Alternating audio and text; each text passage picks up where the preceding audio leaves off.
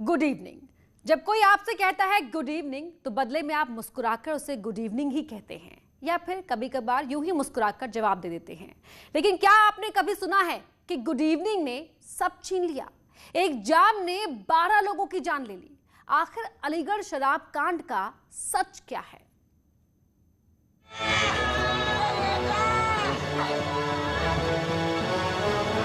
मेरा नाम है रंजीत सिंह और ये करसुआ गांव है। यहाँ ठेका है शराब का। 2-3 दिन से यहाँ ऐसी शराब बिक रही है जिससे पी के लोग बीमार हुए हैं। यहाँ कई डेथ है। ये ठेका ये खत्म भए 4-7 जने।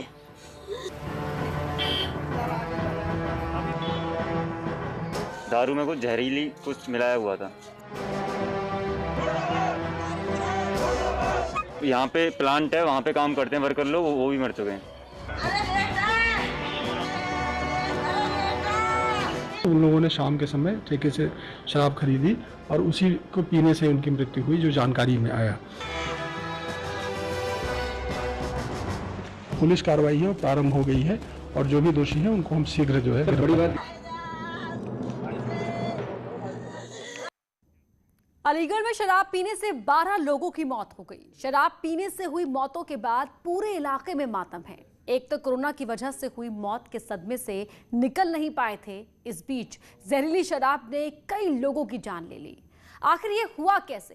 क्या ठेके पर मिलने वाली शराब खराब थी या लाइसेंस लेकर शराब बेचने वाले बाहर से लाकर शराब बेच रहे थे?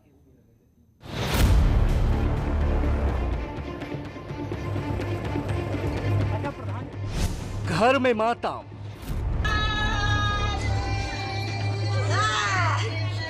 बाहर एक्शन में पुलिस।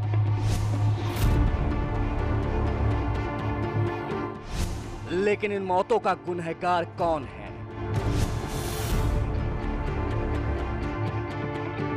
अलीगढ़ के छेरत और करसुआ गांव की बिलखती महिलाएं यही सवाल पूछ रही हैं। एक राज्य से, एक महेश, एक सुनील, 2 बिहार के, 2 अलीगढ़ के। अच्छा, क्या वजह रही? ये दारू में यान मिलाया कछु। कौन ने? ये ठेका वाले ने। ये ठेका पे थे। कौन से ठेका से ले गए? ये करसुआ वाला ठेका है। आखिर ठेके की शराब जहरीली कैसे हुई या फिर शराब में कुछ मिला दिया गया था? इस सवाल का जवाब खोजेंगे, लेकिन उससे पहले समझ लीजिए कि इतनी मौतें दरअसल हुई कैसे। अलीगढ़ से 10 किलोमीटर की दूरी पर आईओसी का गैस बोटलिंग प्लांट है। प्लांट के ठीक सामने करसुआ और अडला गांव पड़ता है। दोनों गांव में एक ही ठेकेदार के 2 छोटे ठेके चलते हैं। 27 मई को लोगों ने यहां से शराब खरीद कर पी थी। शराब पीने के बाद अचानक लोगों की तबीयत बिगड़ने लगी। शराब पीने से करीब 5 लोगों की आंखों की रोशनी चली गई, जबकि 11 लोग अस्पताल में भर्ती कराए गए। बंद हो गया। तुम्हारा नाम क्या है? हरिओम। हरिओम। छेरत के टिन्नू। अच्छा, कल लई जब ते दिखना बंद हो गया। हाँ। अब क्या महसूस हो रहा है तुम्हें? अब जिद हल्का हल्का जिद सीने में दर्द हुआ और चमकना बंद हो गया है। अच्छा। और दर्द है। अच्छा, बस इतना ही है। हरिओम की तरह कई लोगों की आंखों की रोशनी चली गई। वहीं शुरुआती दौर में ही अलीगढ़ के ही जमा थाना इलाके के गांव छेरत में भी 3 लोगों की मौत हो गई। मेरे बेटे का नाम टिंकू है। राजेश। कितनी उम्र होगी? 30 साल है, 35 साल की। और दूसरे पड़ोसी की 50 की। 50। तो शराब पीने से मौत हुई है उनकी? हाँ, शराब पी रहे थे भैया। इसी गांव में एक परिवार में शादी होने वाली थी। 5 जून को ओम प्रकाश के बेटे प्रदीप और नीरज की शादी तय थी। घर में शादी की तैयारियां भी चल रही थी, लेकिन शराब की वजह से इस बुजुर्ग की मौत हो गई और खुशियों का माहौल मातम में तब्दील हो गया। शराब पीने से? अच्छा, आपके घर में आप कौन कौन है? मम्मी, भैया और पापा। शादी किसकी थी? शादी से मेरे भाई की। आपके भाई की क्या नाम था? प्रदीप। कितने तारीख की शादी थी? 5 तारीख की। तो शादी की तैयारी चल रही थी घर में? लोगों की तबीयत खराब होने और मौत की सूचना जैसे ही पुलिस और प्रशासन को मिली तो तुरंत घटनास्थल पर पुलिस अधीक्षक सिटी और जिला अधिकारी समेत एसडीएम रंजीत सिंह, जिला आबकारी अधिकारी और वन अधिकारी भी पहुंचे। शराब से बीमार लोगों को तुरंत अस्पताल पहुंचाया गया, लेकिन दुर्भाग्य से अस्पताल में कई लोगों ने दम तोड़ दिया। ये तस्वीरें उन लोगों की हैं जिनकी जान जहरीली शराब से गई। का कारण है क्योंकि सभी डेड बॉडीज ब्लू कलर की हो गई हैं। डेथ जब हो रही बॉडी उनकी ब्लू है, जो पॉइजन खाने के बाद नॉर्मली हो ही जाती है, और सभी एक ही कंडीशन में डेथ हो रही हैं। किसी की आईज पहले आई साइड जा रही है, उसका कलर फिर नीला हो रहा है, और वॉमिटिंग वगैरह जिसको हो गई हैं वो काफ़ी सेफ है, वो अभी वहाँ एडमिट हैं। जिसको वॉमिटिंग नहीं हो पाई हैं उन लोगों की डेथ हुई है। सुबह एक बयान आया था आपका, यूँ बताए थे।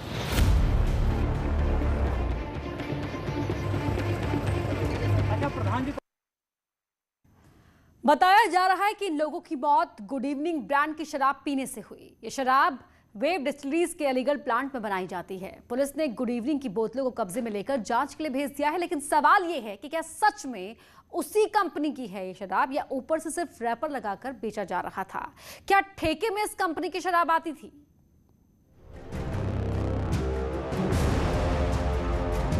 पुलिस की 6 टीम इसी सवाल का जवाब खोज रही है और उस गिरोह का पता लगा रही है जो शराब के इस काले धंधे के पीछे है। सीएम योगी ने दोषियों पर एनएसए की कार्रवाई का आदेश दिया है। इस प्रकार की कोई भी घटना आती है, तुरंत हमारे मुख्यमंत्री जी और सरकार इस पे कार्रवाई करती है और कठोर कार्रवाई करती है। उस पे एनएसए भी लगता है, पूर्व में भी देखा गया है, और जो क्षतिपूर्ति भी होती है वो भी उन लोगों के माध्यम से, उनके जो लोग हैं इसमें इन्वॉल्व रहते हैं, उन लोगों से पूरी करी जाती है। इसलिए मामला सामने आने के बाद पीड़ितों के गांव में न सिर्फ पुलिस मौके पर पहुंची, बल्कि डीएम और बीजेपी के सांसद विधायक भी पहुंचे। मामले की गंभीरता को देखते हुए जनप्रतिनिधियों ने भी ठोस कार्रवाई की मांग की। लापरवाही हुई है तो अधिकारियों के प्रति भी कड़ी कार्रवाई होगी। और इस लोधा क्षेत्र के, एक सेकंड मैडम, लोधा क्षेत्र के जो भी देसी शराब के ठेके हैं सबको सील कर दिया गया है। आदरणीय प्रधान मुख्यमंत्री जी के पूरी तरह से सतर्कता के साथ में काम कर रहे हैं। अपनी दोषियों को बख्शेंगे नहीं, जो भी जिससे भी जो भी कार्रवाई हो सकती है पूरी करें। अलीगढ़ के बीजेपी सांसद सतीश गौतम ने ग्रामीणों से अपील की है कि जो भी शराब पीने से बीमार हैं उसके बारे में तुरंत सूचना दें ताकि वक्त पर इलाज हो सके। जो भी गांव नजदीक के गांव हैं हमारे चौदाना वगैरह, सब में प्रधानों से कह के डोली पिटवाई जा रही है। कोई बीमार हो, किसी ने शराब पी हो तो उसका उपचार हो सके, क्योंकि जागरूकता अभियान प्रधानों को कहा गया है। हमारे अंडला के प्रधान है भाई जी, उनको भी आदेश दिया है। पूरा इसमें जो जहरीली शराब से मरे हैं, जो भी इसमें दोषी है उसको सख्त से सख्त सजा मिलेगी। लेकिन सवाल ये है कि सरकारी ठेके में जहरीली शराब कैसे पहुंची? क्या सरकारी शराब से मौत हुई या ठेके की आड़ में जहरीली शराब बेचने का काम चल रहा था? अभी प्रथम दृष्टया जानकारी आई है, जो स्टॉक में शराब थी उसका जो बारकोड है वो हमारे डिस्टिलरी से मिल रहा है। तो इस समय कोई गोदाम में या स्टॉक में, दुकान में कोई इलीगल लेकर की कोई पुष्टि नहीं हुई है। और गांव वालों ने जो बोतल जो लोगों ने इस्तेमाल किया था वो उपलब्ध कराया है। उसमें जो मेरी एसी एक्साइज से बात हुई उसकी पुष्टि बारकोड से नहीं हो रही है। यानी ठेके से जो शराब बेची गई और अवैध थी, गैर कानूनी तरीके से शराब की बिक्री की जा रही थी और उसी को पीने से लोगों की मौत हो गई।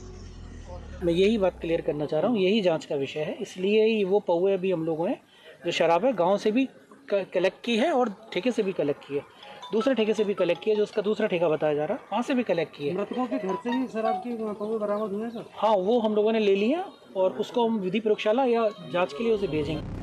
पुलिस की जांच में अभी तक गुड इवनिंग ब्रांड के शराब का नाम सामने आया है, जो सरकारी ठेके की आड़ में बेची जा रही थी। पुलिस कुछ आरोपियों को गिरफ्तार कर इस बात का पता लगा रही है कि शराब की बोतल पर रैपर असली है या नकली। साथ ही शराब की कंपनी में भी बोतल के भीतर की शराब का मिलान कराया जा रहा है ताकि सच सामने आए। टीमों के द्वारा तत्परता से इसमें अब तक 3 लोगों को जो है हिरासत में लिया गया, जिसमें प्रमुखता से इनका जो संचालक था, जो सेल्समैन था, और इनका एक अन्य सहयोगी था, उसको पुलिस द्वारा हिरासत में लिया गया। और अभी अभी सूचना प्राप्त हुई है कि जो इसका ठेके का मालिक है उसको भी हिरासत में लिया गया है। इन सभी से सघन पूछताछ चल रही है। थाने पुलिस को संबंधित एडिशनल एसपी सीओ को कठोरतम दंडात्मक कार्रवाई करने के लिए आदेश दिए गए हैं और गैंगस्टर अधिनियम और एनएसए तक की कार्रवाई इसमें प्रस्तावित है। पुलिस की 6 टीम लगातार कई इलाकों में छापेमारी कर रही है और इस बात का पता लगा रही है कि कहां-कहां ठेकों में नकली शराब बेची जा रही है और ये गैंग कैसे काम करता था। एक और पुलिस कार्रवाई में जुटी है तो दूसरी ओर सियासत भी शुरू हो गई है। समाजवादी पार्टी ने इस मामले पर सरकार को घेरना शुरू कर दिया है। लगता है उत्तर प्रदेश के अंदर में सरकार नाम की कोई चीज़ है ही नहीं। यहाँ पे लगातार जहरीली शराब पीने से लोगों की मौतें हो रही हैं, चाहे लखनऊ में हुई हो, चाहे उन्नाव में हुई हो, चाहे बाराबंकी हुई हो, चाहे अम्बेडकर नगर हुई हो, चाहे कुशीनगर हुई हो। अब अलीगढ़ में जहरीली शराब पीने से लोगों की मौतें हो गई। इसके मतलब उत्तर प्रदेश में सरकार नाम की कोई चीज़ है ही नहीं। अगर सरकार होती तो क्या लगातार लोगों की यहाँ मौतें हो रही होती, चाहे कोरोना से हो। अगर कोरोना से बच गया तो जहरीली शराब पीने से मौत हो जाएगी। कमाल उत्तर प्रदेश की सरकार है भाई, सरकार है कहीं क्या।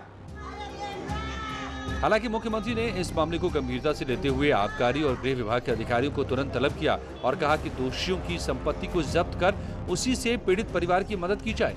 इस मामले में 3 अधिकारियों को सस्पेंड कर दिया गया है। अलीगढ़ से न्यूज़ 18 के लिए रंजीत सुमित के साथ प्रशांत की रिपोर्ट।